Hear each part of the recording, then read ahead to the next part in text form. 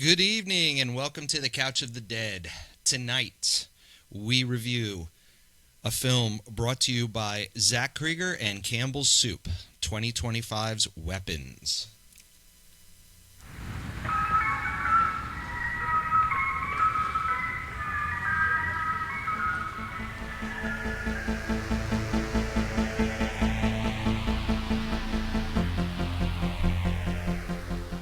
Hi, I'm Vanessa. And I'm Matt. We are two die-hard horror movie fans who want to share our love of spooky cinema with you. So please, if you dare, join us on the Couch of the Dead. Hello and good evening, everybody. Tonight, we are reviewing 2025's Weapons, directed by Zach Cregger, starring Julia Garner, Amy Madigan, and Josh Brolin. Hello, and I hope you're having a good evening. Tonight's creepy cocktail is... What are you drinking tonight? I am drinking pineapple juice with vodka in it, a little bit of vodka, and Isn't it like a screwdriver? No, that's orange juice and vodka, and apparently that's just called pineapple and vodka. It's nothing fun. Okay. So I am drinking, what is it called? Caribbean Breeze. Paradise? No, it's Malibu Bay Breeze, which is Malibu rum with cranberry juice and a splash of pineapple juice. So it's very refreshing. I have vibes of the beach, even though it's cold outside. Even though we're sitting in our living room in the city and it's going to be dark in about 5 minutes. So, Weapons. I have a short synopsis. It says, when all but one child from the same class vanish on the same night at 2:17 a.m., a community is left questioning who is behind their disappearance. So we watched this in the movie theater when it first came out, and we really thought it would be a great movie to review. And also, shout out to Roberta Sinico. Mhm. Shout out to you, Roberta. You've left us a couple comments. We talked about this movie a little bit, and the comment was, oh, you guys should review that. So this one's for you, kid. Yeah. And so, what can we say about Zach Cregger, the director? Well, he's done Barbarian, which I really liked, but I think this is a far superior movie. So it's got a great cast. Yes. Yeah, some Yes. some big names. Yes, I did write some notes about that because Julia Garner, which she recently was in The Wolfman, and she didn't receive much praise. Ugh. She didn't get a lot of good thumbs up for that one. However, the first time I saw Julia Garner was in a movie called We Are What We Are. Yes, We Are What We Are. I just wanted to make sure. And I thought she was fantastic. She was much younger. She was actually like, I would say she was a teenager at that point. But she has been in a lot of things since then. Lately, she was in that Wolfman, but she was also in Apartment 7A, which is kind of like a prequel to Rosemary's Baby. And I thought she was really good in there. And I know big fan of Josh Brolin. The first time I saw him was way back, either late 90s, early 2000s, in a movie called Hollow Man with Kevin Bacon and Elizabeth Shue. Oh, yeah, that was a good one. Yeah. But going back to where have I seen that person before, the person who plays Gladys in this movie, Amy Madigan, the whole time we were in the theater, I was like, where do I know her from? And gosh darn it, she was the love interest in Uncle Buck. And that's where I remembered her from. She was also in The Hunt, which was a very creative movie. I forget what year was that, but it was really good movie. It was a little bit political, but it was a fun movie nonetheless. She was also in Penny Dreadful. Mm-hmm. Yep. Oh, and Antlers, which we saw like a couple of years back, which was actually really good. Creepy. I think it was a creature, if I remember correctly. Yep. Yeah. So anyway, about this movie. Yeah. This is a really good movie. Not going to get into too many spoilers about it yet. It was a movie that was told in a few chapters, overlapping storylines, and then they bring stuff back together really well. Yes. It subverted my expectations because there was a ton of hype for this movie, and I like that the trailer didn't give much away. And when we get into spoilers, I'll kind of tell you why I was kind of like thrown off in a good way, like just immediately in this movie. I will add to that it is not a movie that a lot of people loved, although there was a lot of good praise for it. Enough that it is on IMDb, it has 7.5 stars out of 10, and it has a 93% on the Rotten Tomatoes scale. So yes, there were haters that said, "Oh, this movie sucked," and honestly, I don't know what they watched. I thought it was a great movie. I thought it had a really good storyline and very different. And here's the thing about, and we belong to a lot of horror movie groups, and here's the thing that a lot of people in these groups always gripe about. Oh, we need new material. We need new, different. Well, this is different, and this was new, and still people are not happy. So, regardless of how you feel about it, you can watch it and figure out for yourself. Yeah, it had a very, very original premise. There were, and we'll get into it maybe afterwards, there were a few little holes in the plot that if you really are a person who picks that kind of stuff apart, there were a couple little like, well, why didn't they, or why did they, kind of thing like that. But for the most part, it was really enjoyable. It was really complex. You really had to pay attention.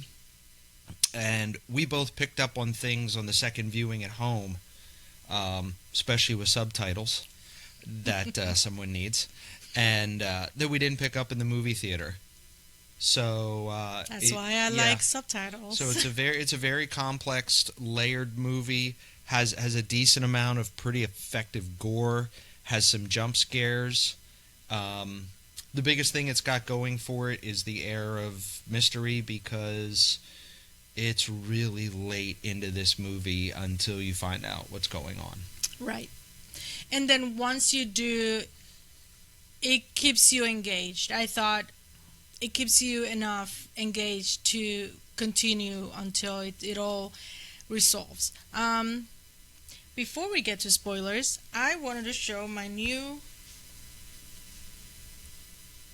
shirt. It's a Necro Kitty.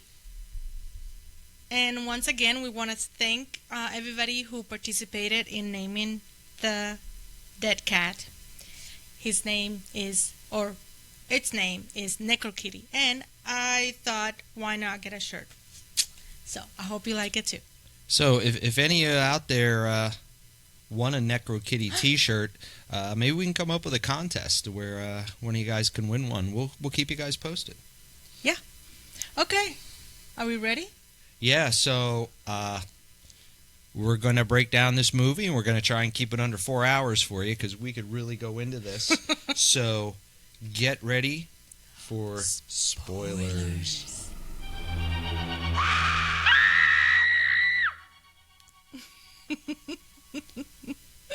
All right. Okay, so where do we start with this movie? Geez. Well, I guess we're just going to start from the beginning, and I'm Can going I to put just my tell you, glasses I on. have 20 pages. Hopefully we'll just not, like he said, won't be here for 4 hours. Yeah, we're gonna give you the quick version, but we can only go so quick on this. So this movie begins with a black screen with a narration by a little girl explaining events of 2 years ago, where 17 children just disappeared. Just got up and ran out of their house at 2:17 a.m. and nobody knows where they went, and they haven't been seen since. They disappeared for a decent length of time. Mm-hmm.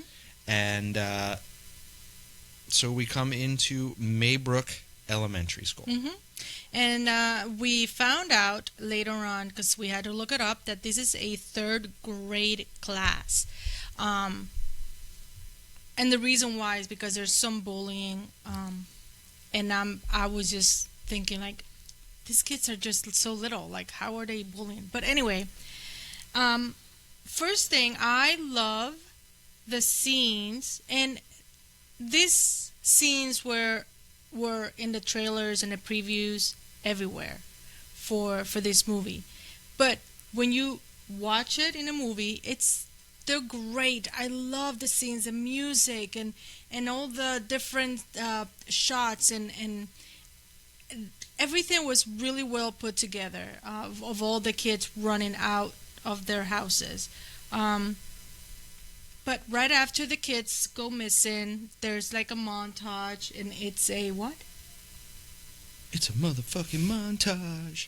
Of police searching. We're introduced first to Justine Gandy, Ms. Gandy, and she is in a classroom of one, and it is her and the student Alex, and we which is played by Julia Garner, Justine. Yes, and the narrator tells us that the night before the children went missing, and all you see is clocks hitting 2:17 and kids running out in the dark. And if you're watching this, arms down like that, like low hanging airplanes, and they're just running, and they got some sprint speed. Yeah.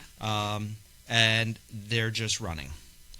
And the thing that got me about this was when I saw the trailer, I thought this would be like the ending of the movie. And it happens in the first 5 minutes of the movie. Yeah, yeah. And I'm like, okay, wow, we're going full send like right away. I feel really bad for poor Alex. That's the only boy in the class, because he was the only one there. And you know that the police had to ask him, and the parents and everybody and their mother was asking this poor kid. Well, he's interviewed by the police, him and Ms. Gandy. And the teacher. And I'm going to call her Justine, because my whole entire note is Justine. Okay. And the police basically are clueless. Mm-hmm. The police are pretty kind of hapless in this whole movie. Mm-hmm. The school ends up closed for 3 months while they're trying to figure out what's going on, and they have to reopen the school because, kids gotta learn. That's what the little girl narrating. So before they open up, they have a meeting with all the parents in the auditorium. Like a town hall. With the principal and Justine, Ms. Gandy. And all of the other parents. Yep. No kids, just parents. And soon you realize that this town hall is not going the way that the principal thought it would go. It turned quickly, pointing the finger at the teacher, and rightly so. I mean, as a parent, I would have been like, okay, why her class? And what did she tell the kids? What does she know? Yeah, did she do something? Yeah, they think she's lying to them. They're like, she knows something. And one parent in particular, Josh Brolin, stands up and really calls her out and is really, really aggressive. Yeah, to the point that she is rightly so very shaken up. The principal tells her, lay low and just go straight home, but instead... Well, this movie does have some comic relief in it, and he says, if I were you, I'd go straight home. So where does she go? Straight to the liquor store. And this is one of the first trips to the liquor store, and nothing good happens at the liquor store. Yeah. She gets a call on her phone. It says no caller ID. Firstly, I wouldn't have picked up the phone. I mean, She's really hated in the community right now. So she picks up the phone, and it's a very threatening phone call, and you just assume it's about what's happening with the kid. It sounds like a parent, yelling at her. So she goes home. Yep. And at home, she's very weary of everything, and again, pours a big old honking glass of vodka on the rocks. Oh, she does mix water in with it too, so she's getting hydrated. But she hears people, or she's peeking outside her window and just being very jittery and stuff. So she gets a knock on the door. It sounds like a kind of aggressive knock on the door, and she knows that they're probably angry parents. But she looks out the peephole. There's no one. Yep. And she goes back, hears an even bigger knock, goes out, nobody's there, but she turns and looks at her car. Well, she goes out with her pepper spray. Yeah, and there's a big, painted in big red letters across her car is the word witch. Mm-hmm. So now she's being targeted. And the next day, she's basically put on leave by the principal. She's talking to the principal. And we learn a few things about her from her conversation with the principal, that she crosses the line a little bit. She has crossed the line a little bit in the past. There's an incident that was mentioned about her taking a kid home because the kid didn't have a ride, and hugging a student. But again, she's a teacher. She is a teacher of a third grade class. They're 9 years old. I mean, in today's world, you can never be too cautious, so I get it. But with this big incident happening, obviously, they don't want her there. So she ends up filing a police report, and while she is out with the police officer and he's checking out the graffiti on her car, very innocuous scene, but she sees a police officer walking by in the distance, and they wave to each other, and you can tell they know each other. Mm-hmm. And now? So she ends up going to the bar. Yeah. Because she's either at a liquor store or the bar. And I mean, she's dealing the best way she knows how. In walks the cop that she waved to, and he says, "I got your text," and so they know each other. They sound like they know each other for a while. And next scene, he just wakes up in her bed. Yeah. Well, she criticizes the investigation a little bit. He orders a Coke, which is of note. Then she kind of pressures him into drinking. Little details. And well, that's a pretty big detail. Okay. And so they go home together, and things happen. Yeah, and then next thing we know, he wakes up. She's driving him back to his car, and again, she asks about the investigation, and he doesn't want to hear about it right now. So she goes back to the school and then follows Alex home. Yeah, Ugh. she's told to stay away, and she basically stalks this kid. Mm-hmm. Follows him home. So she starts knocking on the door because she sees the kid goes inside of the house, and she really wants to talk to this kid.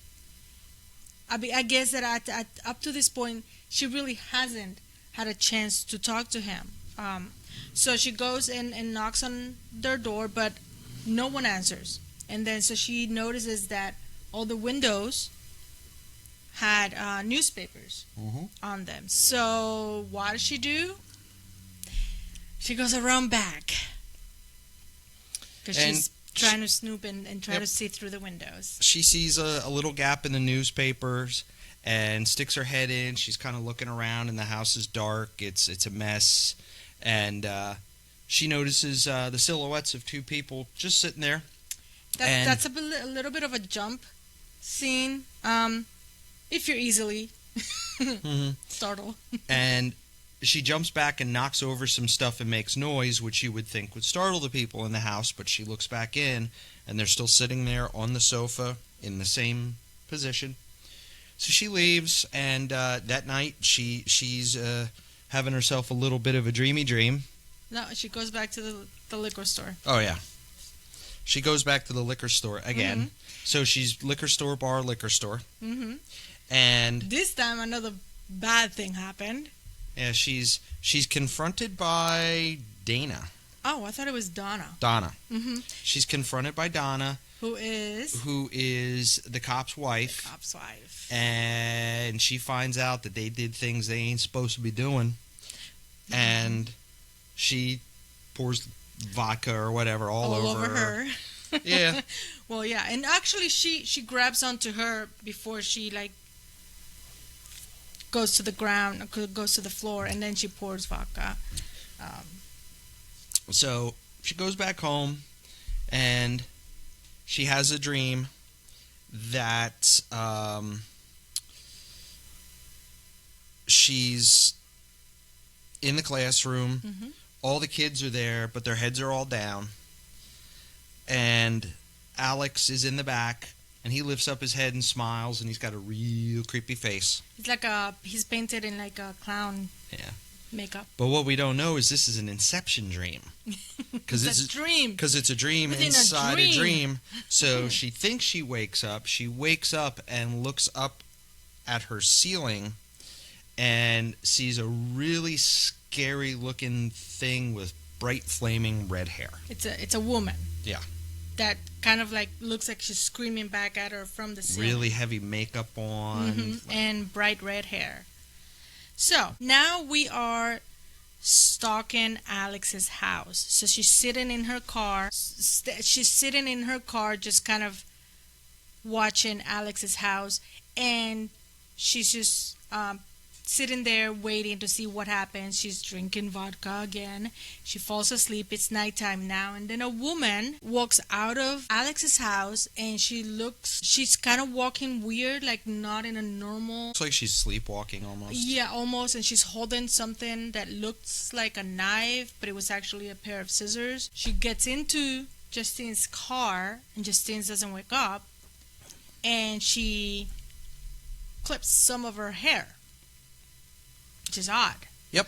So, right there, we cut from Julia's story. Mm-hmm. And now we go into Archer. And Archer is played by Josh Brolin. And we start in on Archer's chapter. He's sleeping in his son's room. And we find out very quickly Archer was the guy who stood up at the town hall meeting and yelled at Justine. So he's kind of got it out for her.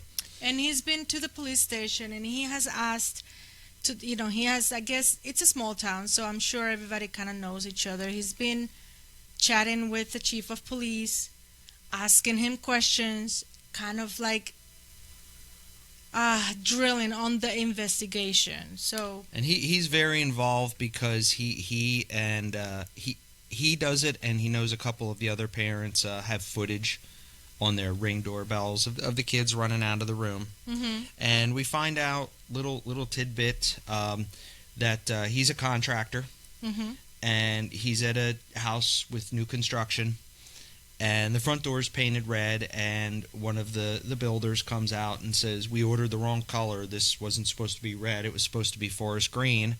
So he takes the cans of red paint and puts them in his truck. Mm-hmm. And you can put two and two together and get chicken. And and it's... Well, he has a thing against the teacher, obviously. Yeah. And we learn also in his conversation with the chief of police that she has gotten a DUI in the past, that she got fired from the last school that she was working at. So he really kind of has it out for her. So now we see it from his point of view, that he's been kind of watching her as she goes around town, mm-hmm. or whatever. Like when she went to the liquor store and then went back to his mm-hmm. house, her house. And so we can infer by this another shot of red paint that he's the one that painted Witch. Because he was outside of Justine's house that evening, that someone knocked on our door. So we kind of put two and two together. But then we get into his dream. You want to talk about that? Yeah, and this is a weird one, and this is one that has sparked a lot of discussion and controversy. Yes. Within this movie. So he has a dream that he sees his son running out of the house, and he follows his son Matthew. And yeah, and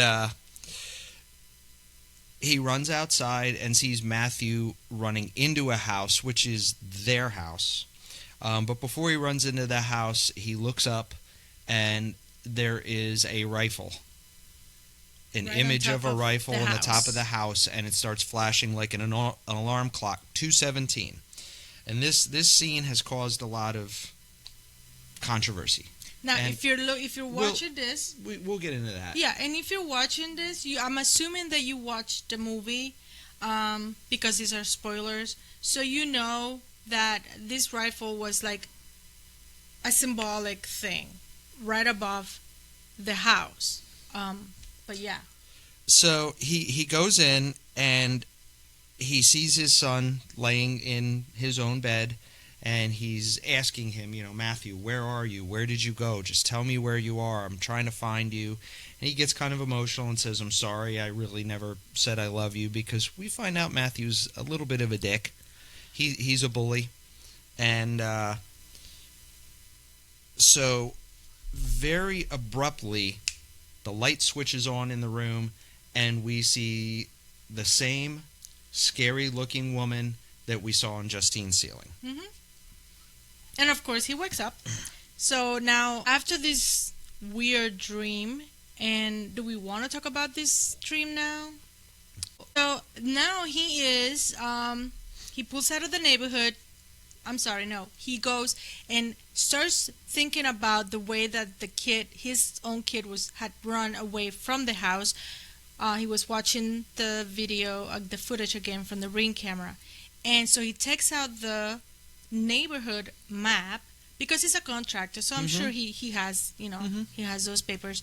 And he's like trying to figure out where was he running, if he was running from point A to point B. He saw like a cell tower in between the trees in the same direction that his son ran. He draws a line, and then he starts thinking, well, we don't know what he's thinking, but we can assume, because he goes to a neighbor's house, which is another house that was parents of another kid that went missing. The neighbor played by the great Justin Long, by the way, a movie where he doesn't die. He doesn't die. Wow. Okay. Or nothing horrible happens to him. He keeps his eyes and everything. And so he asks the mom to see the ring. The mom doesn't feel comfortable, and here comes Justin Long. Sure, buddy, let's do it. Mm-hmm. And so they do, and they see him in the camera. We see Archer kind of doing his thing as a constructor or whatever. Point is that he draws the two lines from where this kid ran out and his kid ran out, and where the lines intersect, he circled it. So he's trying to figure out. He's trying to literally connect the dots. Right, like where they're going. And then this is a good thing. And we will see why later. But so he's out. Yes. He's out driving around now, scoping stuff out, and he sees Justine pumping gas. So he pulls in, and he's like, "I want to talk to you," and she starts yelling, and then she kind of looks over his shoulder and sees this figure running at her in the same way the kids were running at her, but scary. And it is Marcus, the principal of the school, and his face is covered in blood. His eyes are bulging and bloodshot, and he looks pissed. And he's not there. Like he's not. Just out of it. And he's lounges at her and starts choking her. And obviously Archer is he's just standing there, so he's like trying to get him off of her, and Marcus absolutely has no clue about anything else other than going after her. So she runs to the superstore or the mini mart, he goes right after her, and she is just the guy in the at the mini mart. Nothing. He's just like, didn't he say at some point like, get the fuck out of here? Mm-hmm. But you're like, jumping ahead. That's Marcus's story. Don't worry, we'll get you. No. Oh, okay. We're now back. We're now out of that story, and we're going to someone else's. Yes. Point So of view. we cut out of Marcus jumping off of Justine, and we go to Paul. And man, do I relate to Paul some days. Oh, poor Paul. Paul just is not feeling it. Paul is just having a shitty life. You have a shitty life? No. Oh. It's just some days, you just ain't feeling it. Uh-huh. And Okay, so Paul is the cop. And you're just like, man, I just don't feel like getting up today. And that's Paul every day. So we see Paul at the station, and he's talking to his wife, and he's just getting the, you gotta do this, and you gotta do that, da, da, da, da, da, da. And it's his wife, so he obviously doesn't seem very enthused. Mm-hmm. And she's like, tell my dad we're in for the dinner. And Paul's dad is the police chief. Well, Donna's dad is the police chief. Yeah. So that's his father-in-law, and obviously we know that Paul was the one who was just sleeping with Justine before. Mm-hmm. Yeah. So he goes out and do his rounds. He sees a hooligan trying to break into a building, and turns on the lights, goes after him. They go into a little bit of a chase. Got him down. He's about to pat him down. And he asks him specifically, do you have anything in your pockets, needles, knives, anything that's going to cut me? And the kid's like, nope. So what does he do? He reaches into his pocket and he gets poked with a hypodermic needle. And again, Paul's just having a shitty day, and he just snaps and knocks the kid out cold. I mean, he punches him good. Yep. And this is a kid he's skinny. He's like skin and bones, basically. He's a junkie. Well, we know that later. Yeah, but you can just tell he's just, And so he gets in his car, and he's starting to spray his wound freaking out. with Bactine. I don't even know if they have that anymore. Mm-hmm. And he notes the camera on the car and is like, oh, crap, this thing's on camera. So he pulls this kid up and is kind of like, yo, you did me wrong.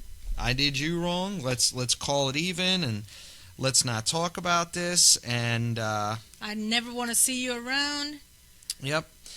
And he goes back sees to his the captain and tells his captain what happened. And the captain's like, hey, nothing. Which is his father-in-law. Yeah. If nobody reports it, it'll get recorded over in a month, and we're all good. And go check your finger. Yep. And then we see that he gets a text from Justine. So here's our kind of overlapping storylines where we know he meets Justine at the bar. Yep. Gets drunk and, fast forward, does things he's not supposed to do. And now he's getting dropped off the next day. So he goes home to the wife, Donna, and, he didn't come home the night before, so she puts two and two together and gets chicken. Yeah, and I guess this is right before she goes to the liquor store and confronts Justine. And, yep. Mm-hmm. And then we see him walk back out of the police station, and we see James. Well, we don't know his name. And kid. His story's coming up. Yeah. James. The kid that he just punched. And this guy's like, man, I just told this dude, like, I don't want to see him. So he goes after him. And we cut. Yep. And we go into the story of James. Who we find out is a junkie, living in a tent in the woods. And I'm sitting there going, man, it's kind of a sweet deal. Like, except for the junkie part, like, man, he got a nice tent. He's out in the woods. No, it's not. Because you'll see him just constantly trying to hustle. Actually, we see him trying to get to scrape the last little bit of crack in the crack pipe. So he knows he has to go out there and hustle. He needs some money, he needs some dough, he needs some crack. So he's out there just like talking to someone on the phone, walking and checking everybody's doors in a line of cars. So, hey, always lock your cars. Yeah. He goes, finds an open one, and rips through backpack, gets stuff from it, and goes and tries to pawn it. Doesn't get any money. But we do note on the back wall of the pawn shop, there's a $50,000 reward poster for the missing kids. Right. Yep. So he's still talking to someone else on the phone, trying to hustle his way, and happens to see Alex's house. And what does he see out in the driveway? A bunch of newspapers. Mm-hmm. Well, that was after the overlap story of Paul. We get the overlap story where he gets cuffed by Paul and he gets punched by Paul. Yep. He gets he's walking after that and tries to figure out what to do after that. That's when he sees the newspapers and, hey, the guy's stupid, but he's not that dumb. He knows that... He knows what he needs to know to survive. Right. And you know that newspapers out in the driveway, they look like maybe 8 or 10. Looks like no one's home for a while. So he breaks into Alex's house, scales up a lattice and gets into the second floor and gets in. And the room he's in, it's just full of junk. Like TVs and all kinds of stuff. He starts checking furniture. Things. And he's going through the house. And he gets down to the first floor and sees a video game system. And he's taking it apart. He's unplugging it. And he's like, oh, sweet. And he looks up, and in the reflection in the TV, great shot, he sees the two stationary figures, which are, you would think they're Alex's parents. Right. And they're just sitting there. There's no reaction to this. They haven't moved. Oh, he is like, what the fuck? He's like, I'm sorry, I bet. And he's like, whoa, wait a minute. He soon realizes, he's like, they're not dead. He goes right up to the mom, and he's like, they're not dead. Okay? They're just there. Yeah, they're just sitting there, like with their eyes open, not blinking, nothing. Yep, lights on, but no one's home. Mm-hmm. So then he hears other people, other sounds in the house, like something up above, and then he just like keeps... in typical fashion, he keeps robbing the house. Yeah, he keeps robbing the house. And then he goes to the basement for some reason and sees a bunch of kids standing just there. Yep. And they're all, matter of like at the same time, they all turn to him. Very creepy part. Yep. And now we know where the kids have gone. Yep. So and he does too. And it's revealed, and this is, I don't know, maybe about halfway through the movie, not quite. Now we know where the kids are. We still don't know why. Yeah. So he runs away. He starts walking back out to the main house. Mom and Dad gets up and they start towards him. So that now he like books that are out of the house and he's done. He's gone. However, he remembers. But where does he go? Right after he runs out of the house after he was just scared to death? The pawn shop. He's like, I gotta get my money. I gotta buy my drugs. And he gets like 100 or something. But then he remembers the poster with the kids. So he calls and basically he starts asking about the money and how he gets the money and how can I get that cash? Because, And this is actually a really funny conversation because he's talking to probably the police and he's like, well, can you meet me somewhere with the money? I can take you to the house. I really don't like police stations. I'm phobic, he says. and it was a little funny. Yeah, and it's really it's actually pretty entertaining. So basically, that I'm assuming that they're telling him, no, you gotta come up to the police station, which he does, and this is when the overlapping happens again, and Paul sees him from the police station, yells at him, and then he. Yep. James goes booking it into the woods, and while he's in the woods, he kind of stops to catch his breath, and he's looking around, and who does he see in the distance waving to him again? Oh, this weird woman. The creepy red-haired woman. And she's just like... And so this was, again, something I thought was really funny.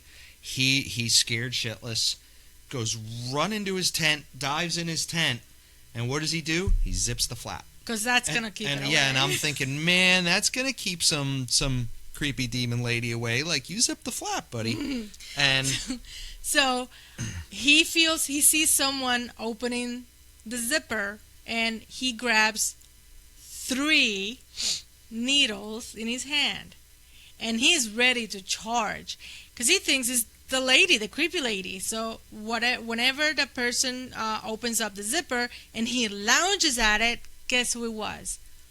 Paul. Yep.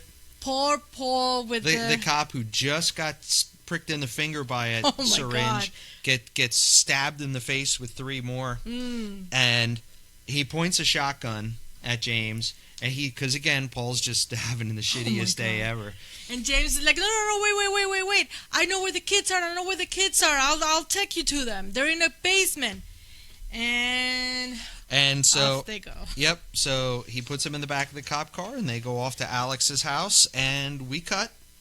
Yep. No, wait. Okay, so he's in the car. He's in the car. Paul gets off, goes to Alex's house. That's right. He goes inside of the house, but we only see this from James's point of view. So James in the back of the car, and all of a sudden it's nighttime, and he's still there.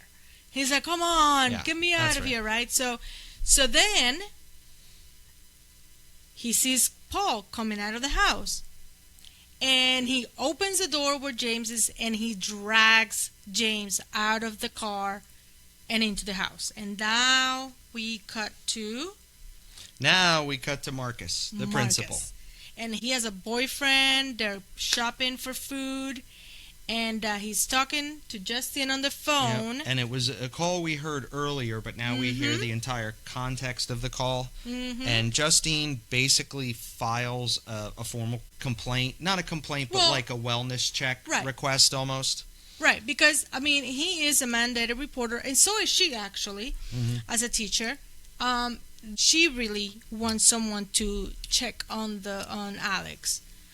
So that's basically where we are now. So we're in the school now. He wants to talk to Alex's parents. Right. We don't meet Alex's parents. We meet Aunt Gladys. So Aunt Gladys shows up, and he's confused because he thought he was going to get Alex's parents. Yep. Played to perfection, by the way, by Amy Madigan. Absolutely perfection. So good so that they are coming up with her own story and her own movie. Anyway, Aunt Gladys says, unfortunately, they're both ill, and they can't come out of the house. And he's like, well, are they in a hospital? And she goes, no, nothing like that. Just, she says, a touch of consumption. Which, and he's like, wow, I haven't heard that in ages. Like, what is that? And she's like, oh, no, they're fine. They just need a few days. And it kind of, that was a pretty significant line in the movie. Yeah. When we get into other things. Yeah. But he insists. He says, I must speak with them. So even if I can go to the house and have a few moments of their time, that this is important because you are not the legal guardian. So they leave it at that, and now we are at Marcus's house with him and his boyfriend. Which I don't know why, but I found it hilarious that they were going to sit down and watch TV, and they prepared like 38 hot dogs. Like, who eats that many hot dogs? Some people like hot dogs, man, especially gay guys. And don't cancel me yet. Wow.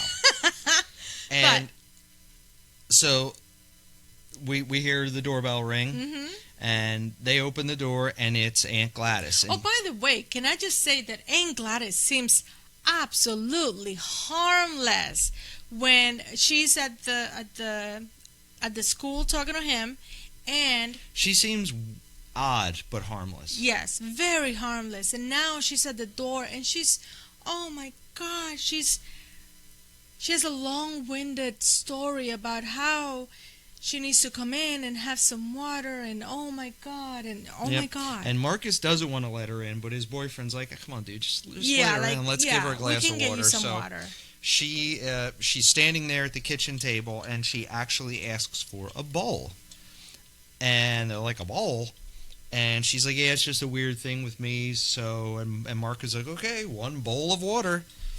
And if you picked up on it earlier in the movie, when she's sitting in his office, she glances at his ribbons. And so now she has the bowl of water, and she's got a really big purse. And she just like plunks this purse down on the table, and she starts taking stuff out of it, and she pulls out a stick. What looks like a stick, like a little piece of stick, like only like that big, and it's got some thorns on it. It looks a lot like a rose bush. Little branch. Yep. So then she takes it out, and he notices that he has a ribbon on it. But she goes and pricks her finger on one of the thorns, and she's they are freaking out, and she goes, oh, it's fine. And she quickly launches, like so quick, at the boyfriend's head that she clips a little bit of his hair. And it's so quick, but they're kind of like taken aback, like what the hell is going on? And the boyfriend is like, as she just cut my hair. Yeah, like honestly, like what? And so Marcus suddenly, she rubbed the blood on her stick, and then when she grabbed the hair and she put it around the stick, Marcus suddenly goes into like a trance. Right? She rings the bell, and he goes into the trance. Right. And then she snaps the stick in half, and Marcus goes berserk. So he goes berserk. That's what I did. Berserk.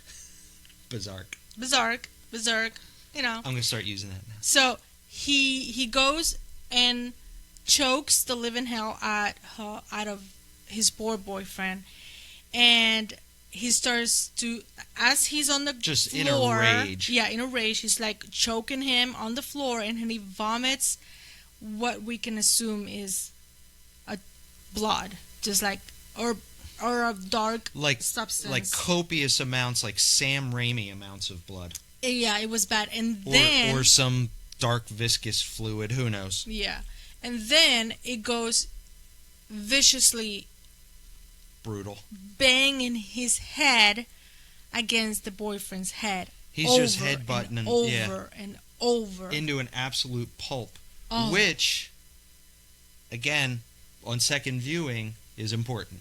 Yes, because now we know it wasn't his. And I'll tell you why. It's irony. The ironing is delicious. So. Well, there is iron in blood, So. So Gladys basically now stops the attack. Oh wait, but how? She puts the stick in the water. In the water bin. So we kind of see now that like ends the spell, or ends the current iteration of the spell. But she then takes the blonde hair out of her purse that, if you go back and figure it out, is Justine's hair that got snipped off in the car. She wraps it around the stick, does the whole thing over again, and that's snaps it, and Marcus goes bolting out the door. And we see some great creepy scenes with great music, and Marcus is running with his hands like that, and we just cut through different parts of town. He's running, we see his shoes, we see behind him, and it's just a great put together Apparently scene. This spell not only turns people into homicidal maniacs, it turns them into world-class sprinters. Yeah, because I mean, if you saw Marcus, he wasn't a runner. He wasn't, but he did have running shoes. Yes. Which was good. Yeah. So then now we overlap where we see him running towards Justine at the gas station where she's talking with Archer. to Archer. And now it's when She runs. Yep, she runs into the store, and I think one of the first things you said was, "Doesn't anybody call the police?" You know, you got this guy just going ham on this woman, and this whole time too, Archer, as much as he does not like Justine, he's a decent human being. Yeah, he's doing what a decent human being would do. And he's trying to fight off Marcus to save Justine. Yeah. And you see how relentless somebody under this spell actually is, because he's got one mission and he came here to do it. Mm-hmm. And they get into a tussle. I mean, they're flipping all over the store, and she's able to turn around and go out the front door again because the back door was locked, which is a violation also. Sorry.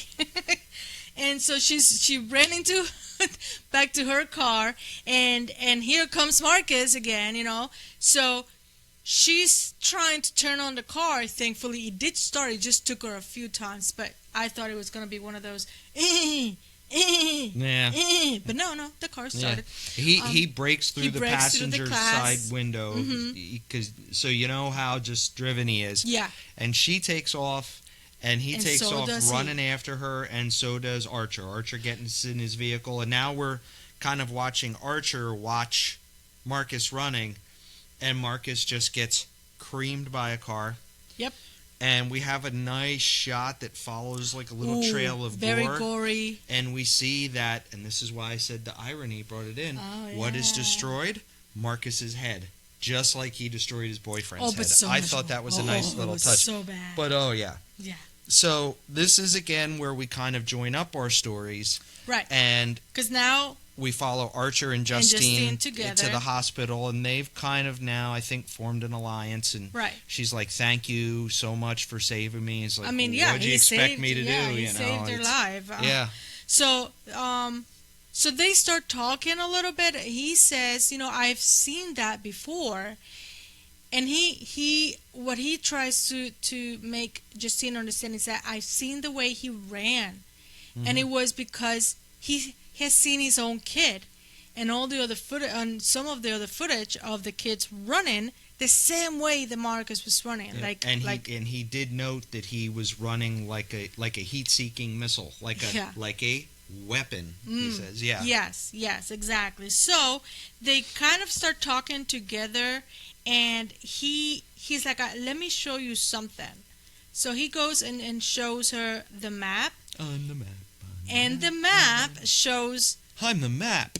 He doesn't understand, where they're going. And Justine saw right away, it's Alex's house. That's where they're going. That's where all the lines intersect. Yeah. So, that's where they're going. Yep. And now we go to the last chapter, which the last of the characters that get their own chapter. And this is Alex's chapter, and this is a sad chapter. It is. Because you got to think this kid's 8, 9 years old, maybe. 9, yeah. And he seems lonely. He seems sad. He's picked on in school and stuff. But it starts out. He's picked up by Matthew. Yeah. Which is Archer's son. Yeah. It starts out innocently enough. His dad's picking him up at school, and you see they have a pretty normal, parent-kid relationship, but he also talks to Alex saying, "Hey, remember today's the day that we pick up your Aunt Gladys?" And he's like, "Man, do we have..." Like any kid would be. Yeah. Like, "Man, do we have to? Why is she coming over?" And da-da-da-da. Yep, they note that, well, it's family, and she's sick, and she doesn't have anybody else, and, we haven't seen her in 15 years, and you get the sense that they really don't even know who this person is. Right. I mean, he doesn't know who she is. No, Alex doesn't. She happens to come in late at night when he's supposed to be in bed, and he peeks out the window, and this is very interesting because he sees he doesn't even see her face. He sees a woman that is hunched over and obviously very weak to frail, even walk. Yeah. Yes. So then the next morning, he starts speaking out before he goes downstairs. and he peeks into the aunt's room, and he sees a wig, on one of those head thingies.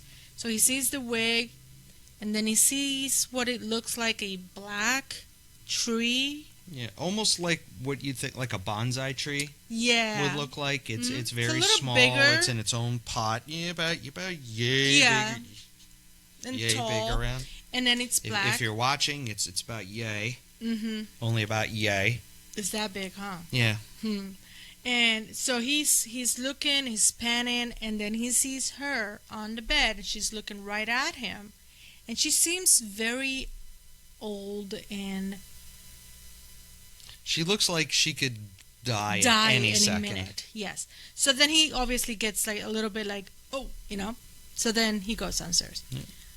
So the next day he's at school and his dad doesn't come and pick him up. Mm-hmm. So that's the same day.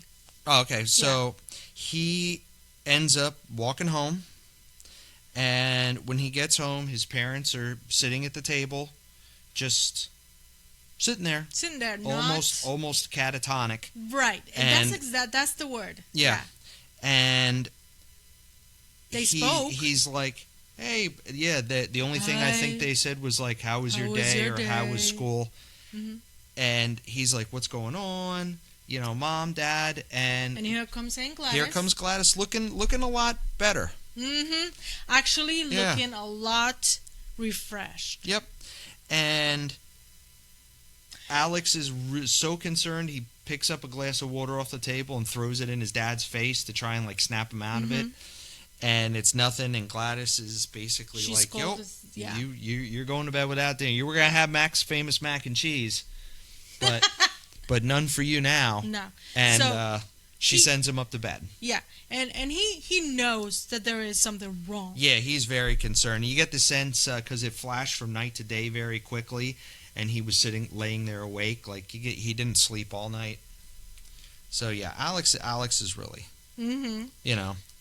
So, the next morning, Alex comes downstairs, and parents are still sitting at the table, and Gladys is like, "Yo, come over here, Alex," and she basically sits down and says, "Hey, we're not going to talk about this. Right. You're going to go to school.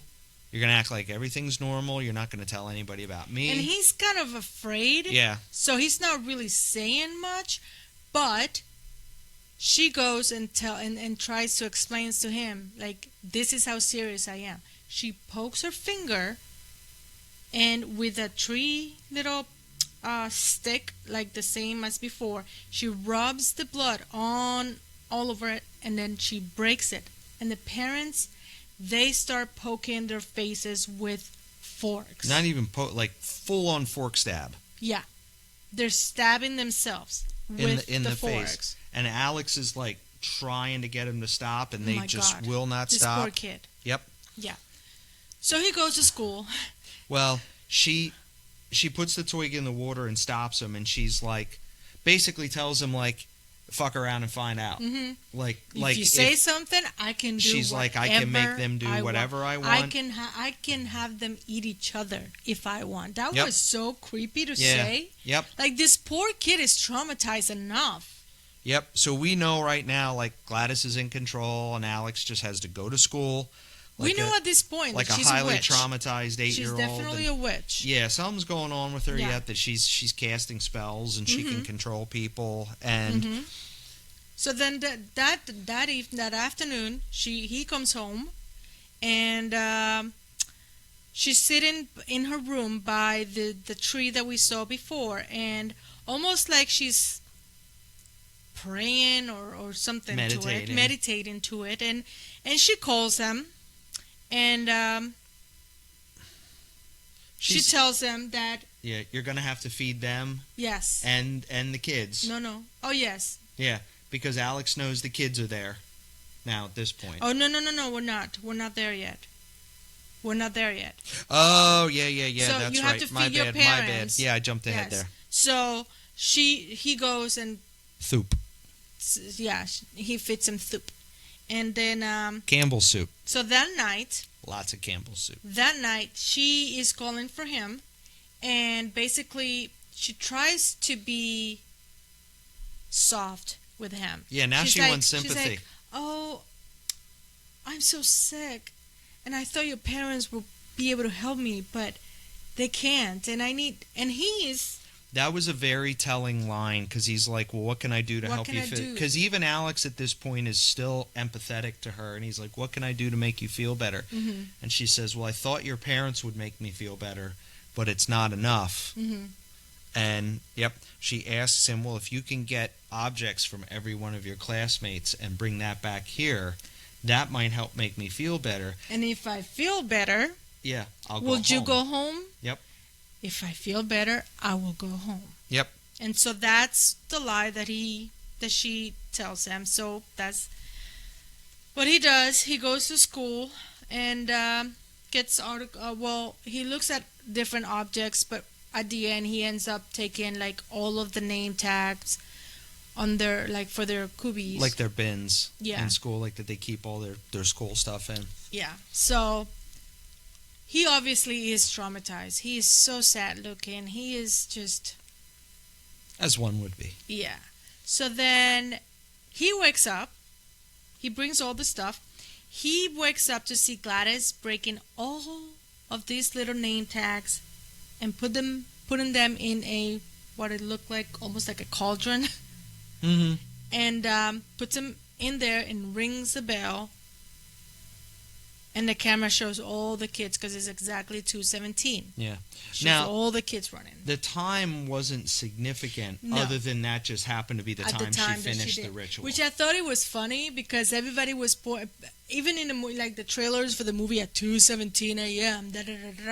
It just happens to be when she did it. Yeah, when she snapped so it really wasn't or rang the bell and So all the kids we see, they're overlapping. It's a motherfucking montage. We see all the kids of these kids running again. A lot of montages in this movie. And they're standing at the front of the house, Alex and Gladys, and he sees all the kids running in, and he's like looking like he's looking at Gladys as these kids are pouring through the door, and Gladys just looks back at him and gives him a look like, I'm so sorry. Like, hey, you done good.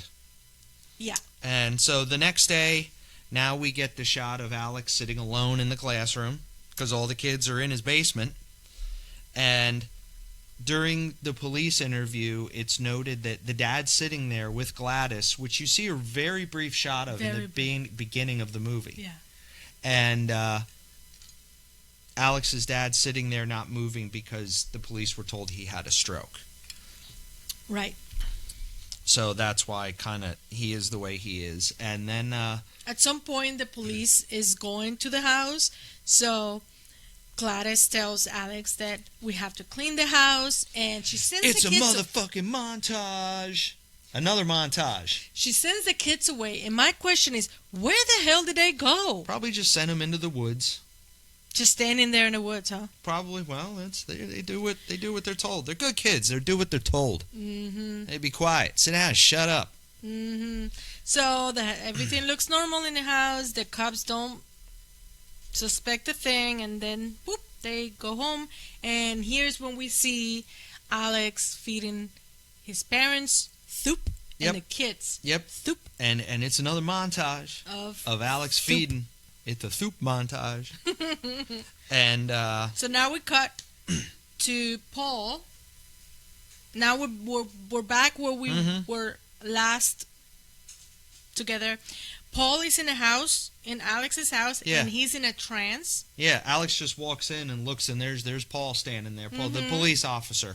And then James is also, so like you have Paul on this side and James on that side, and he's also kind of standing there. Yep, so this is the continuation of Paul coming out and dragging James out of the police cruiser. Now they're just standing in the house, and then Gladys tells Alex, go pack, we're leaving. Yep. And importantly, she says, don't step over the lines of salt. Yeah, she put some salt lines in the house. That was so good. I mean, well, what happens? Yep. But yes. Yeah, now we're back in. Right. Now we're back in like real time. And there's a line, Gladys's room there's a line of salt, and then each parent also got in the door room. So you have the door, the parents, and then a line of salt. So we're back at the point where Justine and Archer are together in front of Alex's house, and Paul goes out of the house and he stands there weird and he beckons for them to come in. Yeah. So they did. Now again, here's one of my little why wouldn't, if there wasn't anything wrong, why wouldn't this cop just come walking out to the cruiser and go, hey guys, I went in, checked everything out, come on in, or everything's... Nope, he's just standing there going very creepily. So what do Justine and Archer do? Let's go in. Yeah, let's go in. Why not? But they know Paul. At least she knows Paul. So, so they go inside, and they see Paul, and she crosses one of the lines, because I guess there's different lines. And she crosses one of the lines, and as soon as she crosses the line, Paul... the second her big toe touches that line, Paul goes berserk over her, and then I guess James goes berserk over Archer. Yep. Okay. So now there's chaos between James and Archer and Paul and Justine. They're both trying to kill the other people. Mm-hmm. And then Alex... We flash to upstairs, and here's another questionable decision. Alex has seen firsthand what Gladys can do. Mm-hmm. If that bitch tells you not to step on the salt, you don't step on the salt. Yeah. And what does Alex do? He steps on the salt, and his parents go right for him. They just go... in a rage. Banshee, blind, furious rage. Yeah. To him. And a poor kid. He is traumatized enough. This poor kid. Now he's got his parents running after him. Trying to kill it. They look scary. They look so scary. Okay, so there's a lot of cool fight scenes in this. A lot of... Oh, my God. I thought... Speaking of comic relief, with Archer and James... Oh, yeah. James just keeps getting up and screaming towards Archer. And Archer's a big dude. So Archer would just he goes, here goes James. Ah! And there goes Archer. Archer just picks him up, keeps him going, throws him to the other side of the room. Silence for a couple seconds, and here comes James again. And their fight spills into the basement. The basement door gets kicked open. Mm-hmm. And now there's a lot of cutting back and forth right now, but now you see that Archer sees the kids. Right. And he's like, holy shit, the kids are in that basement. Mm-hmm. We see... Well, okay. Mm-hmm. Yep. And then... So... we see Justine then is getting choked by Paul. Yep. And she slowly tries to get his gun.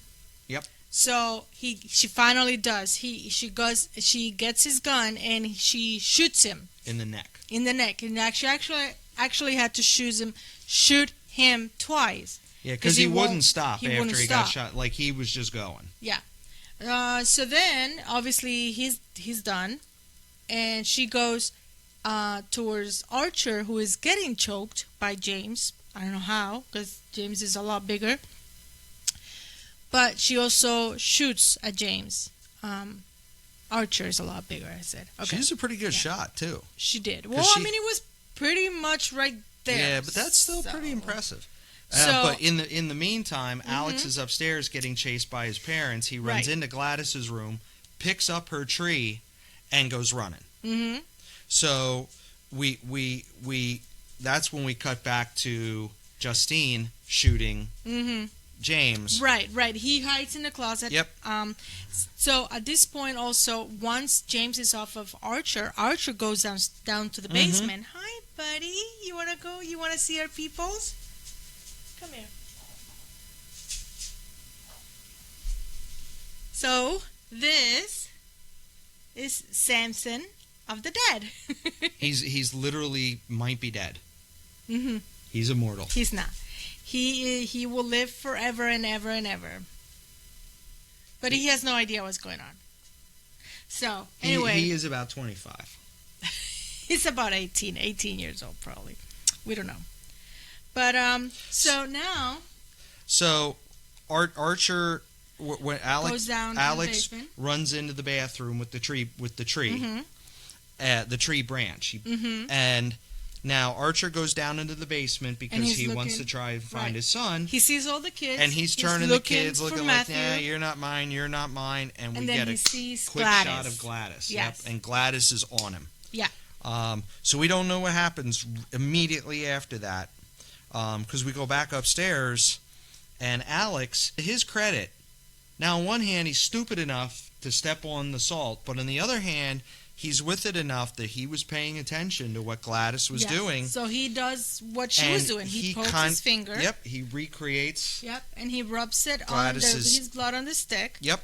And then he wraps. Oh, because I think he grabbed some of her hair. He grabs some of Gladys's hair from her bedroom. Yep. So he wraps it around on the stick and breaks it like really quick. And then at that moment, He needs to get down, yeah. all of the kids turn towards Gladys, and they are in pursuit. And I mean, chaos ensues. Mm-hmm. They're all right, after Gladys. right before that, though, you know that Gladys put the spell on Archer, and Archer goes after Justine. Oh yeah, that's right. Yeah, so in the meantime, Archer is has got going after like Justine in like a chokehold around her. Yes, Yeah. yes. Yeah, but then the kids go tearing ass out of the basement. But it's a really cool shot when Alex snaps the stick and Gladys is downstairs and she realizes like, oh shit. Yeah, she kind of heard it or felt it or something. Yeah. And then all of the kids go after her. She starts running out the house, throughout the neighborhood. I love it because they have all of these scenes and cut shots of all of the kids, 17 of them, just after her. And Gladys is running through people's houses, running through their sun porches, but she's opening the door and then running through, and these kids are just bashing through doors and windows. It like was they're great. not stopping. Yeah. And at one point, there's a shot of a guy mowing his lawn, and you see Gladys run behind a house, and then these 17 kids.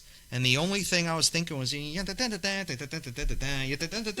know, like it was literally like it was disturbing, but it was comedic at the same time. Like how funny this looked to people when they see just this old lady tearing ass through somebody's backyard, and then these kids running after her. Yeah. And it's chaos. It's absolute chaos, but I loved it. Long story short, they catch Gladys, and probably in the goriest scene, well, not probably, the goriest scene in the movie, they just jump on her and just rip her apart. It was amazing. It was so gory. It was gross. It was just fantastic. Very, very satisfying. Yes. And as soon as she actually is completely dead, not mostly dead. No. Completely dead. Completely dead. Then all of the other people who were still in this trance, they stop being in a trance. Archer, the first one, stops right away, choking Justine, and immediately just goes, drops her and goes Matthew, and turns and looks for his kids. Everybody else takes a long time. I do like the scene where Alex is being hugged or hugging his parents. I'm assuming that the longer you were in this trance, the longer it would probably be to get out of it. Because we get back to the same narration by the little girl, and she basically says all the kids were reunited with their parents. One of the saddest lines was Alex's parents are still being fed soup, but not by Alex. So they're obviously institutionalized. Alex goes to live with another aunt who they do tell you is a very nice lady. And that some of the kids are finally starting to be able to talk. And the timeline you get, this is probably a good 2 years after these events that some of these kids are starting to come out of it. But yeah, you get the sense, like Archer, he was only under for a few minutes, and he snapped out of it and went looking right for Matt. But Alex's parents were under for a while. The kids were under for a while, So, kind of in synopsis, Gladys is a witch. Obviously. You get the sense that she was alive for a lot longer than as evidenced by the line where she says touch of consumption. Right. And that what she was doing, there were a few lines in the movie by saying, like, I thought your parents could make me feel better, but they're not enough. That she was draining the life force from these people that she had under her spell. Mm-hmm. And that's why she wanted all the kids. And the title Weapon, she was basically weaponizing people to do her bidding. Yep. And there were a few. Overall, I loved this movie. Mm-hmm. Again, we've seen it twice now, and I picked up on stuff that I didn't pick up on first viewing, and I'll probably watch it again and find something else. But the only gaping plot hole I could see in this movie. Do you want to talk about the scoring first? Well, we could. I could wrap that into my scoring. Okay. So we have 3 categories, and we didn't talk about what kind of terms, but we got 3 categories that we always like to score our reviews. The first one is plot. And obviously, we talked about this before. If there is a plot holes, does the storyline make sense and all of that. So what did you give yours? Well, I think there was one big problem I had with this movie. It doesn't make me not like it, so don't get me wrong. But I have a hard time believing that 17 missing children, and in 3 months, not one investigator, not one cop figured out, let's check all the footage and see what direction these kids were running and try and connect the dots like Archer did. And that, so they went to Alex's house, they interviewed him, didn't see anything suspicious, but you would think somebody would keep eyes on this kid, and all the times he walked home alone and nobody's seen his parents, and that in 3 months his parents didn't have any other family. It said at the end of the movie he went to stay with an aunt. You know, I don't know how close they were, but there was no other family related to Alex or his parents that were like, wow, we haven't heard from them in 3 months. Like, what's going on? Yeah, I felt the same with a lot of different. Yeah, and this was things. A very suburban community. Yes. And I guess you can kind of explain away the newspapers, but you know, you would think the police would be watching this house a little closely and go, man, why are there newspapers covering the windows? Or the neighbors would be like, why are the newspapers covering the windows? You know, why don't you just pull the curtain shut? But that was the biggest plot hole, was the total incompetence of the police. Now, it made it so that our protagonists, Archer and Justine, could figure it out, and it wove that into the plot, and that was a cool thing that they figured it out. But I'm sitting there going, man, these police in this, you know, there's no way. Like, so you just don't go, well, we talked to him and that's it, bye. Yeah. So I gave that, just for that, because I thought that was a pretty big thing. I gave the plot a 3 out of 5. It was actually a very original story. Super original, so it gets things for that, but it gets some stuff taken off for that. I agree. I also gave it a 3 because of all of those reasons. I think, you know, having 17 children missing out of one classroom would have made national news. The FBI would have taken over. Yeah, probably. Something like this would have been like really big, not just stayed in the town. So I think that is a plot hole. I think there would have been a lot more investigation with the teacher, the school even. Yeah, there had to be more footage, more than just the ring cam. So it is a little bit of a hole in the plot. So I give it a 3 out of 5 running away children. Oh yeah. I didn't.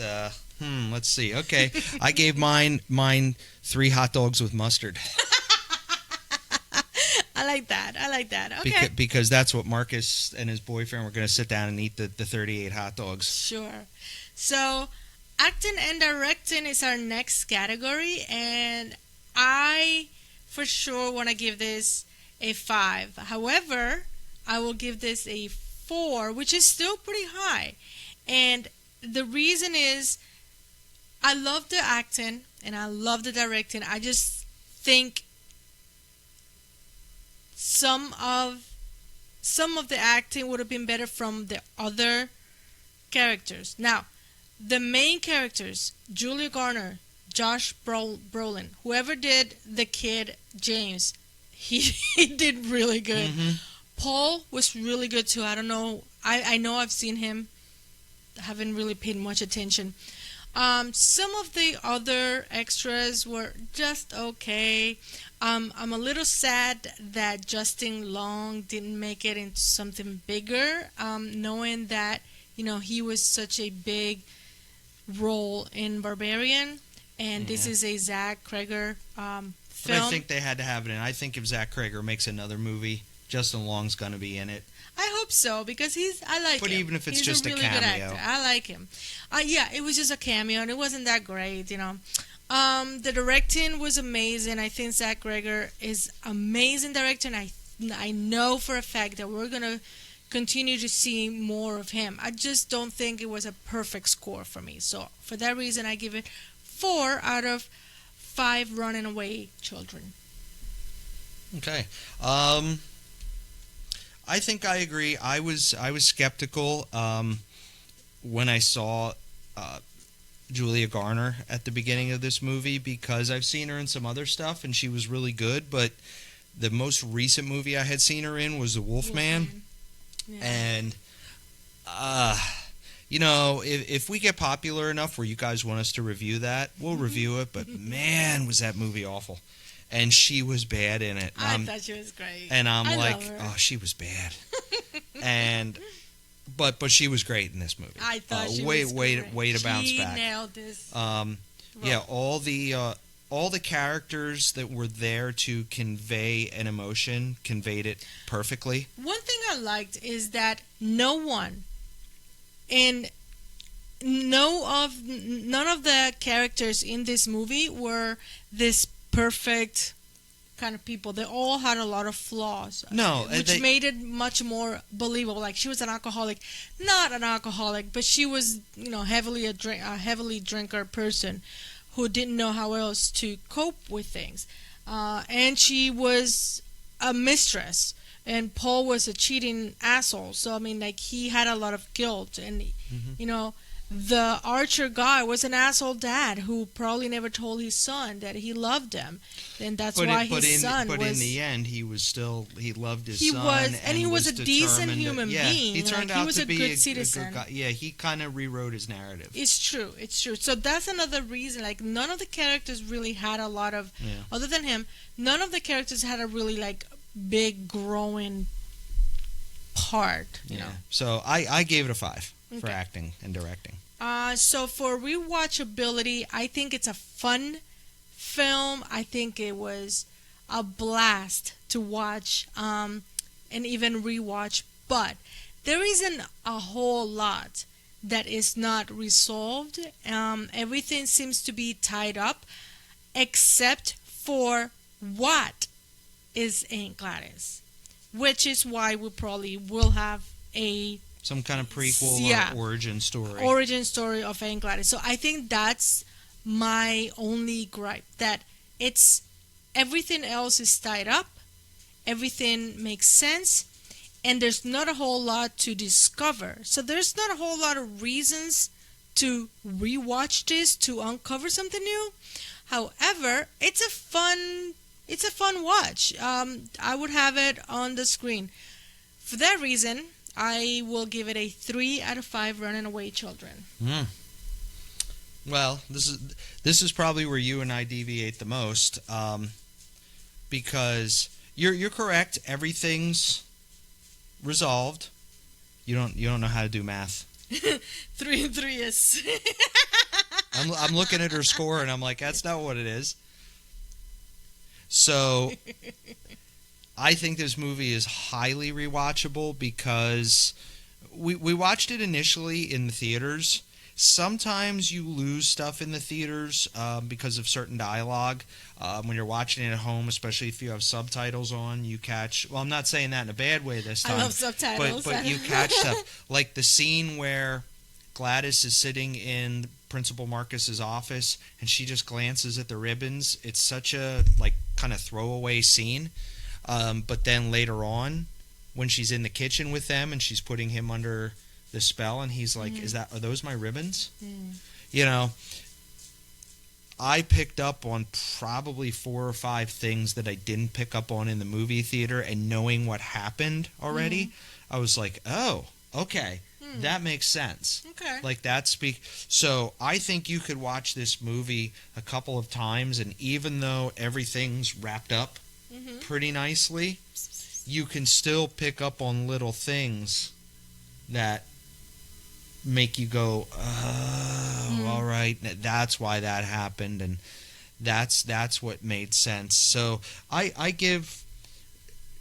think once you see this movie 2 or 3 times, you will catch up on everything. It's not, to me, like a movie like Hereditary. You can watch that probably 6 or 7 times and pick up on little cues. I'm giving it a 4 for rewatchability. So my overall score, 4 hot dogs with mustard. My overall score is 12 out of 15 hot dogs with mustard. And my overall score is 10 out of 15 running away children. So this is, even with some of its flaws, which if you kind of really don't think about it and just watch the movie, we tend to overanalyze things to death. This is why we started a podcast, because we love to overanalyze horror movies to death. And we are very we scrutinize, we highly scrutinize these movies. But some of the plot, and that's really the only thing that brought down my score, was I couldn't be like, okay, I can suspend disbelief and believe in witches for this movie, but I can't believe the cops were this incompetent. Like even within the framework of this movie, like that to me didn't quite make sense. Yeah. But even then, it's highly recommended. It's a really, really good movie. And right now you can watch it on HBO Max if you have a subscription. You can probably rent it on Prime. Yep.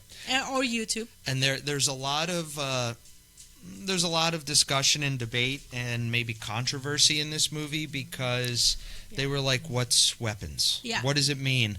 And what does it mean, that dream that he had with the big weapon on? And everybody saw the gun, and then they saw the empty classroom, and they're like, oh, it's about school shootings. And Zach Cregger himself said it wasn't about that.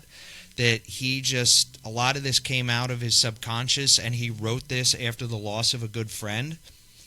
And this movie's more about grief and loss, and the imagery, especially the gun, he said literally was just... He's a fan of David Lynch, and if you know David Lynch movies, Lost Highway, Mulholland Drive, that's really all you need to know, is sometimes it's just weird for the sake of being weird, and it doesn't always have to mean something.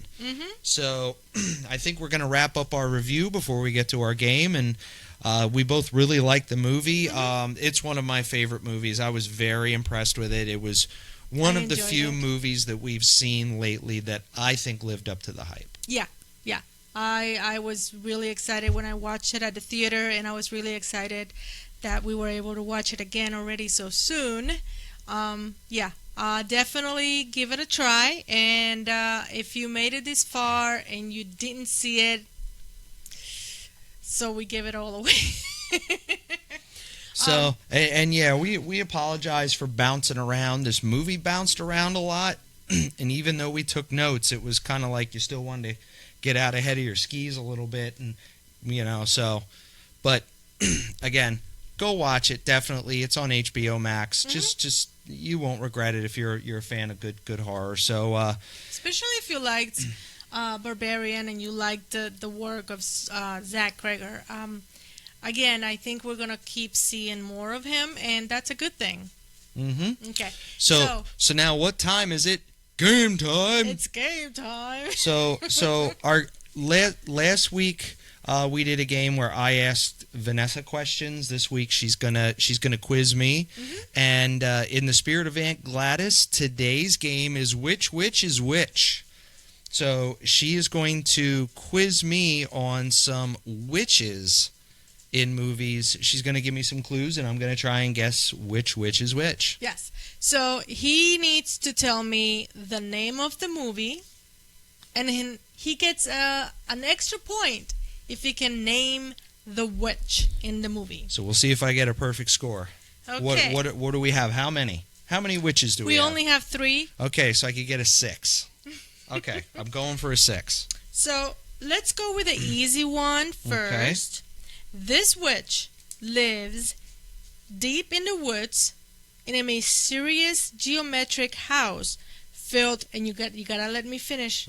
Okay, in a mysterious geometric house filled with strange food, herbs, and occult symbols. At first, she appears as an eccentric, lonely old woman offering shelter and food, but her true nature slowly reveals itself.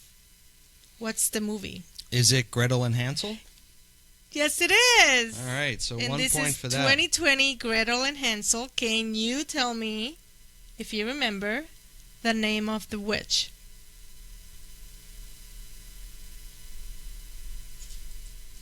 A little clue sounds a little bit Germanish. Helga? Very close. Very close. Another H name that's German? Oh, I thought you would get that one. I'm not going to say that one. Hilda. So close. No. It is Holda. Holda. Oh, okay. That was a decent movie. I actually thought it was great. The girl from It is in it, and she did great. I am a really big fan of her. Yeah, I don't know her name. All right. Okay. Next witch. Next witch is a little harder. Okay, this witch. This is a long description. This witch is one of the most memorable, grotesque, and tragic in modern horror. She embodies a mix of pity and pure terror. A cursed soul who becomes an unstoppable force of vengeance. That's the Q word right there. She appears as an elderly Romani woman who goes to the bank seeking an extension on her mortgage. She is denied. It's Drag Me to Hell. And it is humiliated. It is Drag Me to Hell, 2009. Can you tell me the name of the witch? Darn, I've seen that movie like 3 times. That's a fun movie. It was a fun movie. Justin Long. Sam Raimi. You're not going to guess She's it. a gypsy woman. So let's go... She's a Romani. Let's go... You're not going to guess it. Yeah, let's try Helga again. No. Mrs. Sylvia Ganache. Oh, I wouldn't have known her first name. No. But I would have, the last name rang a bell. Okay. Well, I guess both of the witches so far. Didn't get the names, but I got, okay. You guessed the movie names. Yes. Okay. So, yes, that's still pretty good. Okay. So the last witch should be easy. I think it is. This witch is actually never seen on screen. She's portrayed entirely through storytelling, sounds, and psychological terror, which is what makes her so haunting. What's the movie? Well, I was thinking of one, but depending on where you got this from, just like your ChatGPT hereditary description, it may be wrong. I'm thinking of the witch from the movie The Witch. No. Okay, because you see her. Nope, you don't see this one for sure. Okay, you don't see this witch. But she's talked about the entire movie.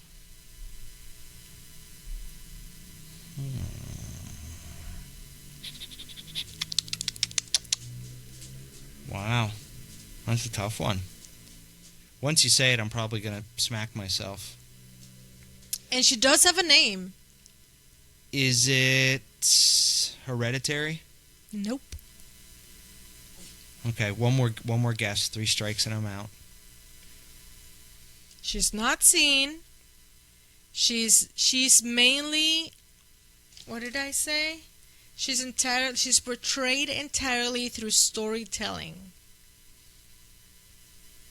So basically, the movie, they talk about her throughout the whole movie, but you don't see her.